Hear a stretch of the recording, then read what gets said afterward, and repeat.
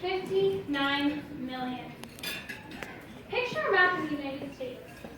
Now imagine Maine, Vermont, New Hampshire, Massachusetts, Connecticut, Rhode Island, New York, New Jersey, Pennsylvania, West Virginia, Delaware, and Washington, D.C. gone. The entire population of this region is now obliterated. 59 million souls are now missing. I was born after the legalization of abortion in 1973, and 1/3 of my generation is gone. 1/3. The cause? Abortion. Because of abortion, 1/3 of my peers will never experience life in the outside world as I have. 1/3 who are going to be born into the land of opportunity were cheated of life, liberty, and happiness, and not given a single chance to prove their worth. A significant part of America's future has been annihilated. These innocent children could have been our future doctors or teachers, my classmates, your spouse, our friends. Perhaps one of them could have found a cure for cancer, developed a worldwide clean water system, or been that one friend who brought joy to your life. The possibilities are endless, and we will never know what impact these Americans would have had on our nation and on the world. However, what we do know is that they were murdered through no fault or choice of their own. Sadly, this Holocaust has not ended. Since the legalization of abortion in the United States, over 59 million lives have been destroyed. Why? It is because we have lost sight of the value of the human person. America has become an individualistic society where everything revolves around me, my life, my career, my pleasure. Anything that interferes with my plans must be removed. The thought of sacrifice is repulsive to today's society. And the reason for this is that sacrifice requires one to give freely of their own wants and desires for their own good or for the good of another. In a society that pushes one to pursue their interest alone, the concept of sacrificing one's time or life for someone else is simply unattractive. When it comes to abortion, we cease to see children as blessings, and we view them as burdens instead. We have entered what Pope Francis has called the throwaway culture, meaning that weak, vulnerable, or imperfect persons can simply be discarded if they are unwanted. The sacred lives of human persons have become disposed of. When society encourages self-centeredness, one can easily fall into greed and selfishness. The fulfillment of one's desires becomes the sole priority of existence, and individuals will stop at nothing to get what they want. The responsibility that comes with a child is seen as an obstacle in furthering one's interests. Here abortion comes into play as a seemingly easy solution to remove that responsibility.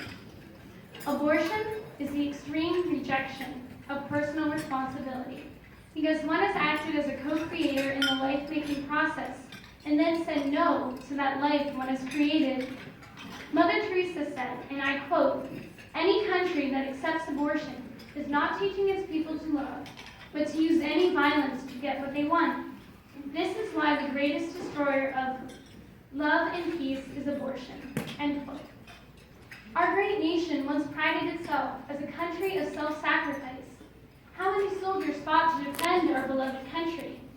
How many families sacrificed husbands, sons, fathers, daughters, and mothers for the well-being of others? The political rights and freedoms of man were seen as something worth fighting for, something worth the sacrifice. Are not the lives of millions of defenseless persons worth it as well? Since the passing of Roe v. Wade in 1973, the question that is constantly debated is, are the unborn protected by the Constitution? The matter of this debate always comes down to personhood. If the unborn are persons, then they would have constitutional rights. The 14th Amendment to the Constitution addresses citizenship, rights, and equal protection of the law for all persons.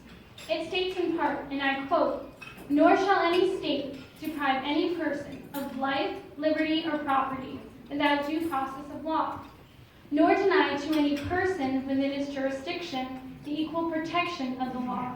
End quote. The question we have to ask is, what makes an individual a person? We live in a fast, productive society, where people are often defined and categorized by abilities, ideals, and actions. A person's worth or personhood itself is judged by their productivity and capability, his or her usefulness to society. The result of this is that the vulnerable of society are threatened and labeled as useless or burdens on society. This singles out the unborn, handicapped, elderly, and terminally ill as individuals who are not, or are not yet, an asset to society. 1/3 of my generation was lost because they were categorized as unwanted. However, what society forgets is that what truly makes a human a person is the fact that at the moment of conception, every human being is instilled with a God-given dignity and the ability to love. Along with our power to reason, the ability to love and be loved is what sets humans apart from all other creatures. We need to love people because they are people, not because we can get something from them. If usefulness truly defined personhood, then there would be no point in loving or in giving. If we truly desire to build a culture of acceptance and peace, we must be willing to give freely of ourselves. That is why Americans, both past and present, have given their lives for the well-being of people they would often never know. They knew that a united people is formed by love and sacrifice. All human beings, born or unborn, deserve their own individual rights and should be treated as equal members of society. The unborn person deserves equal protection. All children are worth sacrificing for. They are our future. Every life leaves its mark on society. My fellow Americans, we face a great crisis in our nation. We have reached a point where the sanctity of human life is often devalued. Abortion is unjust and unconstitutional because it endangers the life and rights of a citizen.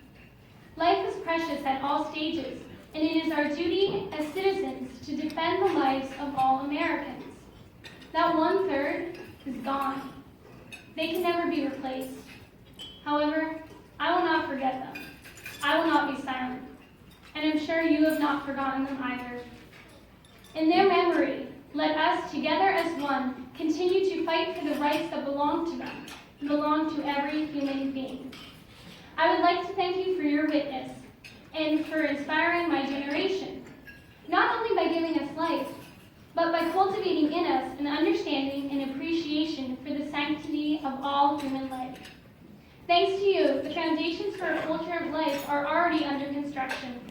To our continued efforts and our sacrifices, we, the people of the United States of America, can truly make our nation one nation under God, indivisible, with liberty and justice for all.